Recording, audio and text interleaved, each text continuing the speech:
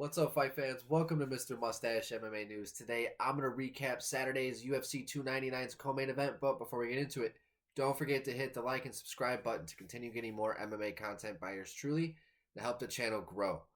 Alright guys, getting right into it. Dustin the Diamond Poirier knocks Benoit Saint-Denis out, second round, in a fight where Dustin definitely had to battle through some adversity.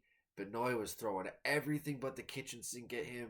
Constant pressure, wrestling, grappling, throwing shots, but the power didn't seem like it was affecting Dustin too much.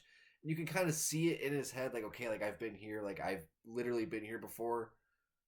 Let's take this guy into deep waters. And like anytime that they got separated a little bit, anytime Benoit gave him some space in some boxing situations, exchanges were able to happen. I mean, Dustin really took advantage of the moment. Jumped on a bunch of guillotines. His coach is like, dude, stop jumping on the guillotines. Bam, second round, does it again. Hilarious. But Dustin, man, he is who he is. He is the Diamond. He is that veteran. He is a top 5 guy. There's a lot of questions between him getting the title shot next. I don't think so. I think with him getting knocked out by Gaethje, I know Gaethje and Holloway have their thing going on. But I think no matter what happens with Gaethje and Holloway, Gaethje and Poirier most likely need to fight. Like, if Gaethje goes through that fight unscathed, he needs to fight Poirier for that trilogy. If not for the #1 contender spot,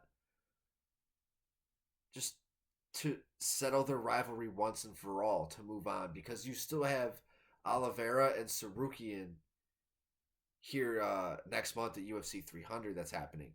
And with a big performance from either guy there, they could steal the spot as well. So you still kind of have that going on in the background. But with Poirier, I think him and Gaethje, they have a score to settle before any sort of title needs to be talked about. Especially with Oliveira getting his rematch with Islam. Sarukian surging right now at that finish over Dariush. So I think really, I mean, the title right now, a little too far for Dustin Poirier. I think he's got unfinished business with Justin Gaethje. Win or lose against Max Holloway with Justin Gaethje here at UFC 300. So there's a lot going on in lightweight here upcoming next month.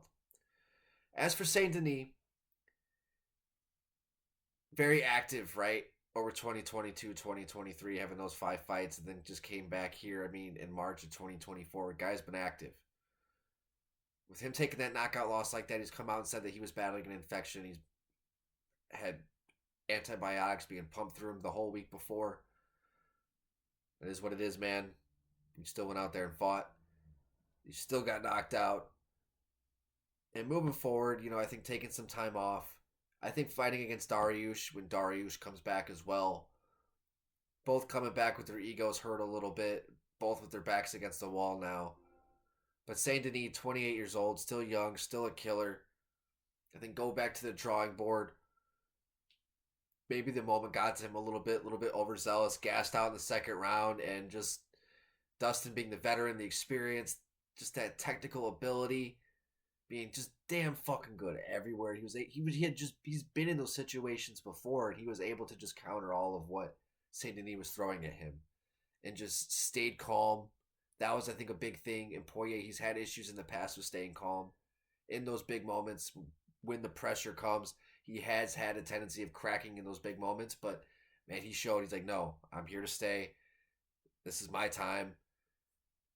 Phenomenal performance. But yeah, I think nonetheless, I think him against Gaethje, I think is the fight to make no matter what happens with Gaethje and Holloway 300. Saint-Denis, I would like a Dariush fight. I think that would make sense.